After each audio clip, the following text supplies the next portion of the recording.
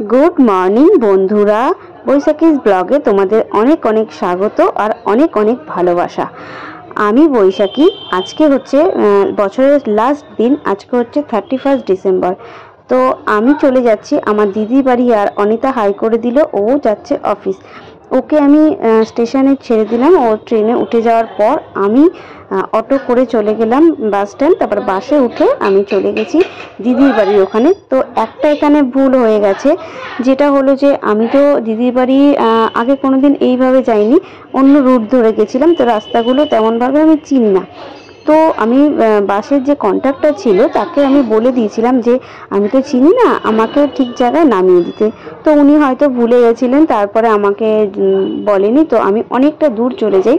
অনেকটা দূর চলে গিয়ে তারপরে আমার দিদি আমাকে ফোন করলো, সেখান থেকে আমি আবার ব্যাকে আসলাম। তো আমি যেখানে নেমেছিলাম সেখান থেকে আমি মিষ্টি নিয়ে নিলাম, কেন কি আমি তো রাস্তাঘাট এখানে তেমনভাবে কিছুই চিনি না।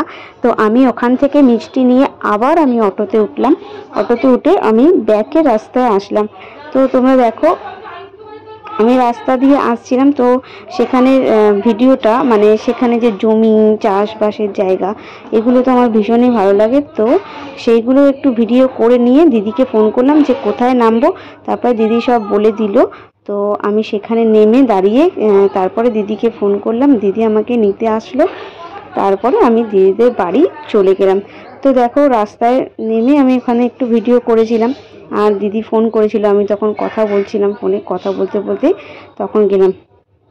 তো এবার আমি দিদিদের বাড়িতে ঢুকবো। তো ঢুকেই প্রথমেই এই যে একটা বাচ্চা আছে, এটার নাম হচ্ছে অদ্রিজা। ওকে আমি প্রথমেই কোলে নিয়ে একটুখানি ভিডিও করলাম। ও একটু মানে দেখছো কেমনই একটু লজ্জা পাচ্ছে। তো এটা হচ্ছে আমার দিদির মেয়ে, এর নাম আয়ুষী। ও হাই করে দিল। তো দেখো তারপরে আমাকে মুড়ি দিয়েছে খেতে, মুড়ি তরকারি আর মিষ্টি। তো প্রথমে গিয়ে আমি টিফিনটা খেয়ে নিই। খেয়ে নেওয়ার পর তারপরে দিদি বললো একটু বাজারে যাবে। তো আমি বললাম ঠিক আছে চলো। তো দিদিকে নিয়ে দিদির সাথে আমি বাজারে গেলাম। এবার রাস্তায় এতটাই রোদ্দুর যে আমি কিছু দেখতেই পাচ্ছিলাম না। ভিডিও করছি কিন্তু কি ভিডিও করছি সেটা আমি নিজেও বুঝতে পারিনি। তো যাই হোক বাজারে চলে গেলাম। বাজারে গিয়ে এখানে তো অনেক রকম মাছ বসেছিল। প্রথমে দিদি তো দেখলো কি মাছ কিনবে, তো দেখাশোনা করে এদিকে মাছ দিদি নিয়ে নিয়েছে। মাছ নিয়ে তারপরে বাড়িতে চলে আসা হলো আমাদের। বাড়িতে চলে এসে তারপরে দিদি তো আবার মাছ রান্না করতে বসে গেল। তারপরে আমি এদিকে একটু বাইরে বেরিয়ে ঘোরাঘুরি করলাম। এদিকে ওদের অনেক চাষের জমি জায়গা আছে, সেগুলো দেখতে গেলাম। দেখে ভালো করে ঘুরে ঘুরে নিয়ে আসলাম। আর জানো তো গ্রামের দিকে ঘুরতে না আমার প্রচণ্ড ভালো লাগে, যেহেতু আমাদের শহরে থেকে থেকে এমনটাই অভ্যাস হয়ে গেছে যে গ্রামের রাস্তাঘাট আমার এতটাই ভালো লাগে। তো এদিকে দিদি আবার রান্না করতে বসেছে। এই হচ্ছে আমার দিদি, দেখে নাও। এতটাই গ্রামের দিকে এতটাই ঠান্ডা পড়ে, তো দেখতেই পাচ্ছ অনেকটাই বেলা হয়েছে কিন্তু তাও দিদি মানে সোয়েটার টুপি সব পরে আছে। তো যাই হোক কাঠের উনুনে এদিকে রান্না হচ্ছে। কাঠের উনুনে রান্না হতে দেখো ভীষণই ভালো লাগে। আর কাঠের উনুনের রান্নায় জানো তো ভীষণ টেস্ট। তো আমাদের এদিকে যেহেতু খুব একটা হয় না, খুব একটা মানে হয় খুব কম হয়, কিন্তু এই দিকে মানে প্রায় প্রত্যেক বাড়িতেই হয়। কাঠের উনুন প্রায় প্রত্যেক বাড়িতেই আছে। আর আমার না এগুলো দেখতে ভীষণই ভালো লাগে। তারপরে এবার দিদির তরকারিতে ধনেপাতা দেবে। তো সেই জন্য বললো আয় আমাদের পেছন দিকে ধনেপাতা গাছ আছে। তো আমি গেলাম, গিয়ে দেখলাম দেখো কত সুন্দর সবে ধনেপাতাগুলো কচি কচি বেরিয়েছে। তো সেইগুলোই ওরা তুলে এনে তরকারিতে দেয়। মানে কত সুন্দর না, জমি থাকলে এরকমভাবে সবাই প্রায় অনেকেই করে। আমাদের দিকে খুব একটা হয় না, তাও এদিকে সব বাড়িতেই আছে।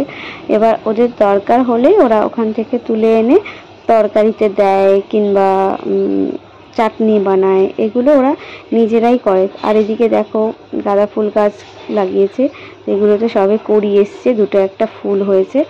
আর এদিকে তোমরা দেখতেই পেলে দিদির ধনেপাতা তোলা হয়ে গেছে। আর একটা জিনিস তোমাদের দেখাই, এটা হলো বিনস গাছ।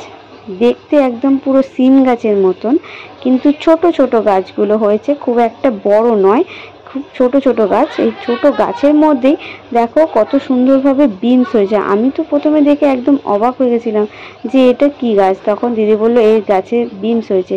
তখন নিচের দিকে আমি উল্টিয়ে দেখছি যে কত বিনস হয়ে আছে। একটা ছোট গাছে এত সুন্দরভাবে এত বিনস হয়, আমি মানে এগুলো তো প্রথম দেখছি। আমি বিনস গাছটা আমি আগে কোনোদিন দেখিনি, আজকেই প্রথম দেখলাম। তো দেখে আমি মানে এতটাই আমার ভালো লাগছিল, যার জন্য আমি ভিডিওটা অনেকক্ষণ থেকে মানে ভিডিওটা নিয়েছি। তো তারপর দেখো এদিকে হচ্ছে উচ্ছে গাছ আছে, শিম গাছ আছে, তারপরে ওখানে পালং শাক গাছ ছিল। তো সবটাই তোমাদের দেখালাম। আর এই উনুনটা দেখো, এই উনুনটা হচ্ছে যখন দিদিদের ধান তোলা হয়, ধান তোলা হলে এই উনুনটায় ধান হয়। আর এখানে যে ধান সেদ্ধ করে যে রাখে ওইটা। তো সবটাই তোমাদেরকে দেখালাম। আর ওদিকে সব চাষবাসের সব জিনিসও দেখালাম। তারপরে দুপুরবেলা খাওয়া দাওয়া করে আমরা একটু ল্যাদ খেলাম। ল্যাদ খাওয়ার পর আমরা বিকালবেলা মানে প্রায় সন্ধ্যেবেলা এই যে দিদিরা সব বসে আছে, আমি একটু ভিডিও করলাম। এই যে আমাদের অদ্রিজা বসে আছে, এখন আমরা সবাই চা খাবো, সেই জন্য আমরা এখন বসে পড়েছি। তারপরে এদিকে দেখো দিদি মুড়ি মাখা চালু করে দিয়েছে। আর এদিকে হচ্ছে রাত্রে রান্নার জন্য আদা রসুন কাটা হচ্ছে। রাত্রে কি রান্না হবে, দিদিদের বাড়িতে যেহেতু অনেক মানে পুরো জয়েন্ট ফ্যামিলি, মানে অনেকজন লোক, তো সকাল বিকাল দুপুর রাত্রি মানে 4 বেলাই প্রায় রান্না হয়। আর মানে সবাই মিলেমিশে কাজকর্ম করে, খুব ভালো লাগে এগুলো, জয়েন্ট ফ্যামিলি সবাই মিলে একসাথে থাকা। ঠিক আছে, তো এগুলো খুবই ভালো লাগে। তো দিদি এখানে মুড়ি মাখা কমপ্লিট করে ফেলেছে, মুড়ি মেখে আমাদের সবাইকে খেতে দিল। আর রাত্রে রান্না হলো লুচি আর আলুর দম। তো আমরা রাত্রে লুচি আলুর দম খেয়ে সবাই মিলে লুচি আলুর দম খেয়ে শুয়ে পড়লাম। তো আজকের ব্লগটা এই অবধি, তোমাদের ভালো লাগলে সঙ্গে থেকো, টাটা।